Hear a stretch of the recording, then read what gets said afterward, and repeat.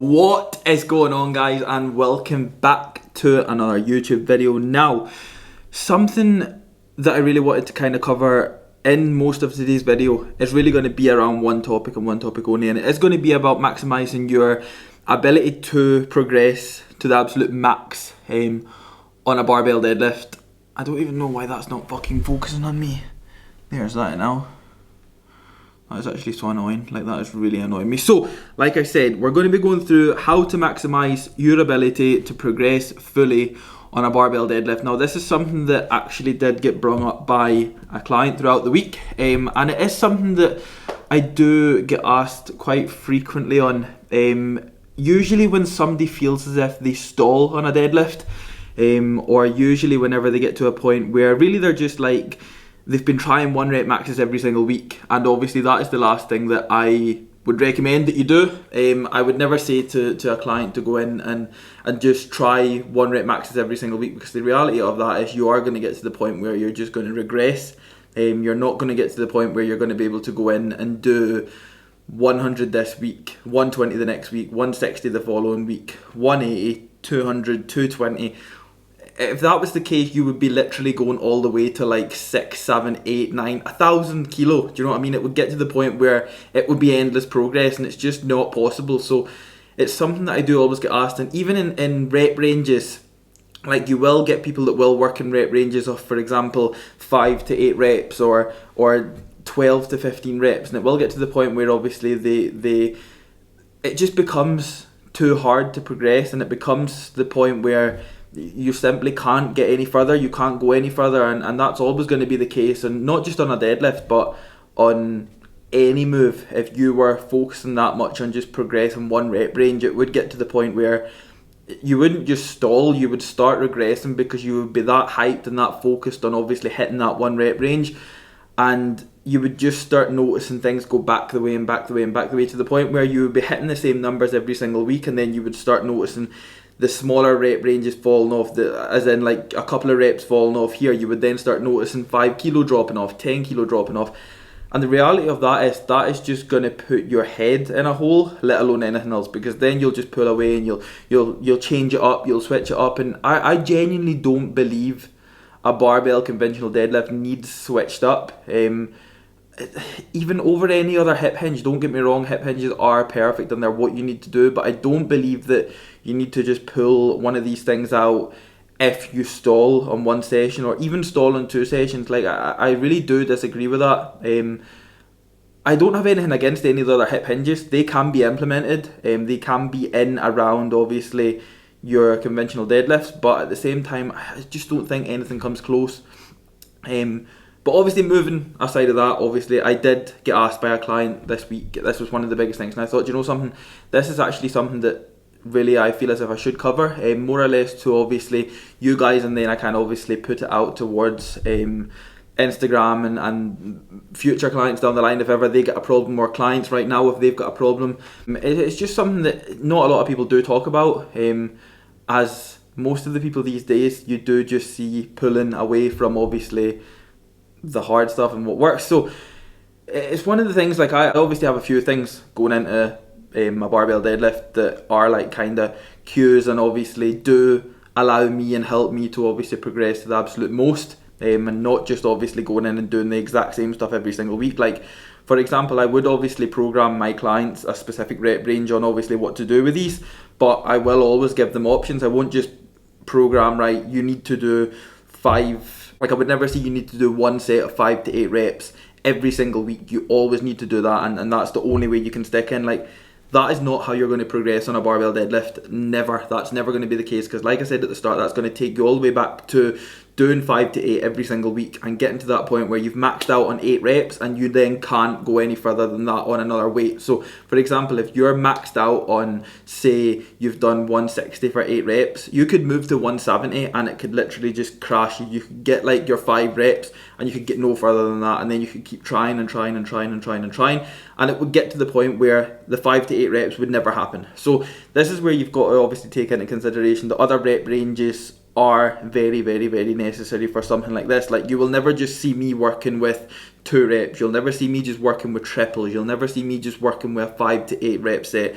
you'll always see me working with various different rep ranges. Like, I really want to make sure that I am strong enough to pull a single, a very heavy single, and I also really want to make sure that I am strong enough and capable to be able to pull a set of 15 to 20 reps. Like, that's never going to be out of the equation. I always want to make sure that I'm able to do that. So taking into consideration that one rep range on anything at all, like, it doesn't just mean deadlifts, but this video is obviously more or less around deadlifts. So for this type of thing, you never want to just be able to focus on one rep range. You always want to be able to focus on numerous rep ranges, and depending on how you're feeling, if you're going in and you're not feeling up towards a triple today or a set of 4 reps today, you might be able to PR on a set of 12 to 15 reps. It just so means that your body might be feeling a little bit different that day, and obviously depending on how you go in, you could even nail every single variable outside of training. You could go in and training could just be shit. It's always just going to be the case. But rep ranges are always going to be one of the biggest things. Never focus on one rep range ever. Like, I mean that towards every other exercise. Never just focus on one specific rep range, because you will obviously get to a point when you won't be able to progress in that rep range, and then what do? Do you just switch that exercise out and then bring it in 3 months down the line, when the reality is you're probably going to be more or less back to where you were, and then again you're going to just do the exact same again. You'll progress to the point where you're like, right, I'm just going to have to eliminate the move now for 6 weeks and bring in something else. And I don't know, that's absolutely not for me. And again, I would never push that towards my clients. Obviously, if we do get to a point where we have to change something in a plan, then that is fine.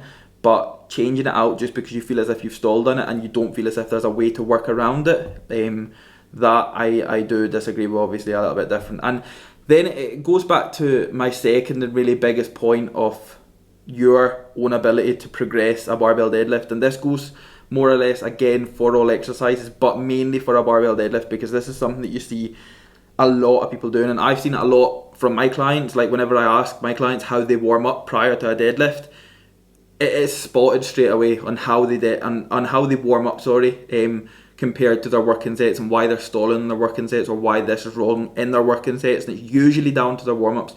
So when you think about it, the goal is always to reach your top end working set as soon as you can without expending any energy whatsoever that you will need for them top end sets.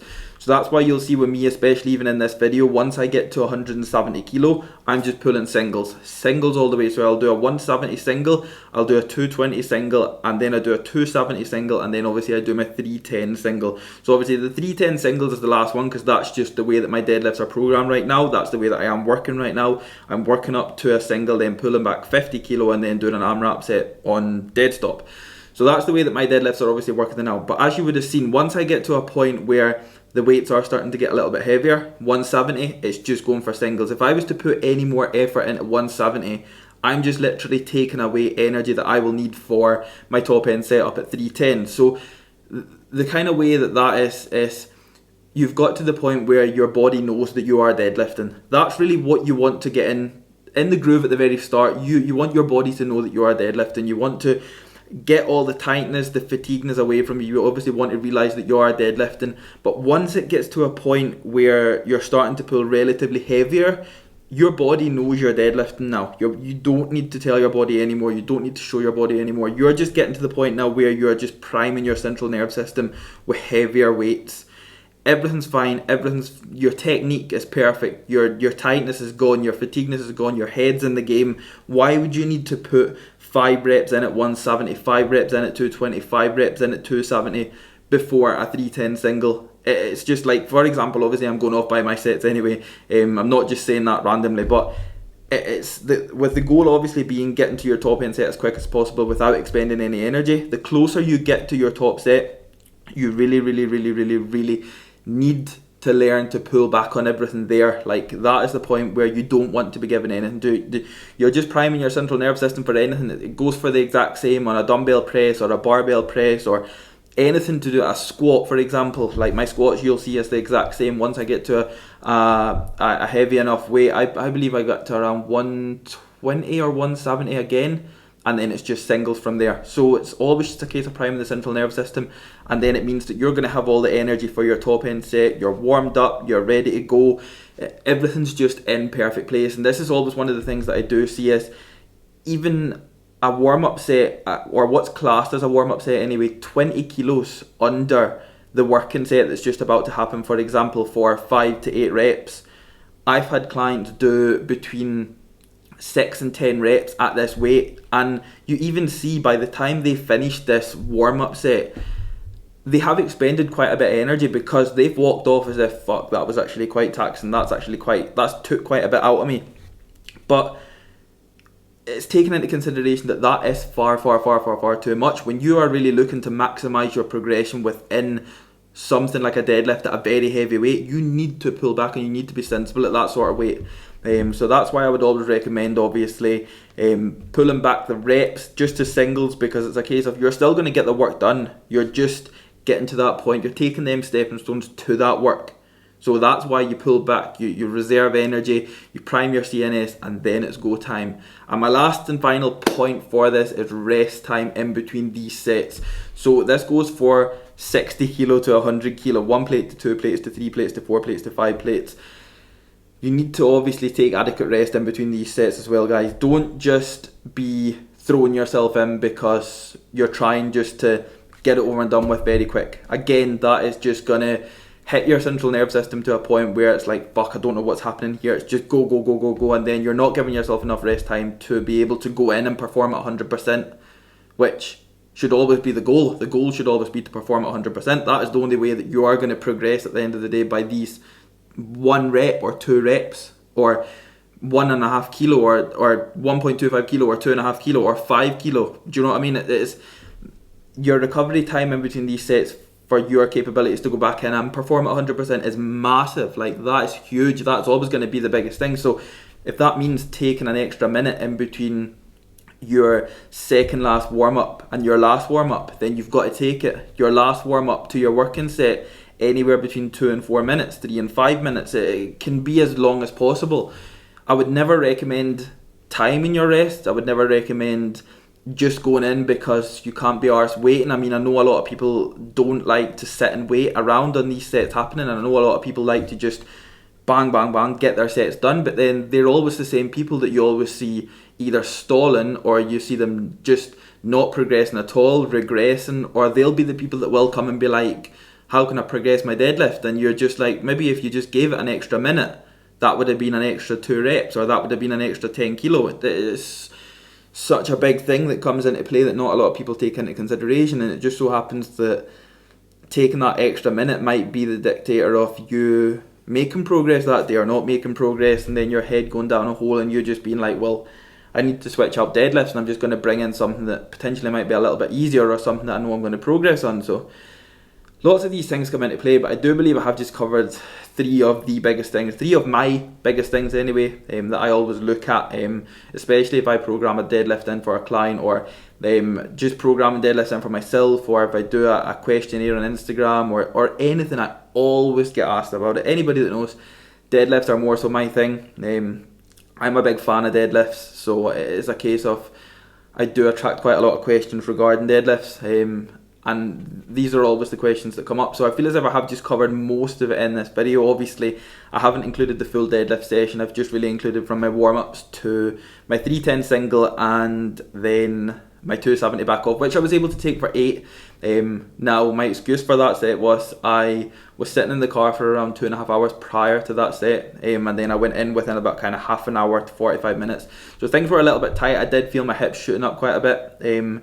But nonetheless, we still took the numbers that we're set out to take, which was a 310 single and 270 for 8. We were looking for between 8 and 10 reps, so 8 was ticked off. Again, I'd done 260 for 10 the week prior to that, which was last week. So 270 for 8 was the goal. We will now be moving up to 320 and a 280 back off, which will then be between 5 and 8 reps. So we will just be seeing how that ends up. Realistically, I would like to take 280 kilo for 8 on a dead stop before I move up. So we will probably tick that off and then move up. But that is going to be it for this video, guys. I am just going to wrap this one up here because I feel as if I kind of have just been rambling on forever. But I do hope you guys have been able to take something from this, especially the guys that I do obviously talk a lot to about regarding deadlifts, and anybody that I have had to help regarding deadlifts, anybody that potentially might need help for deadlifts and haven't came forward and asked anybody about deadlifts. So yeah, I hope you guys have been able to take something from this, but please don't forget to drop the video a like for me, guys. If this is the kind of content that you would like to see and potentially more of this kind of content, then again, drop a comment down below. Don't forget to subscribe to the channel if you are new, and I will see you all in the next video.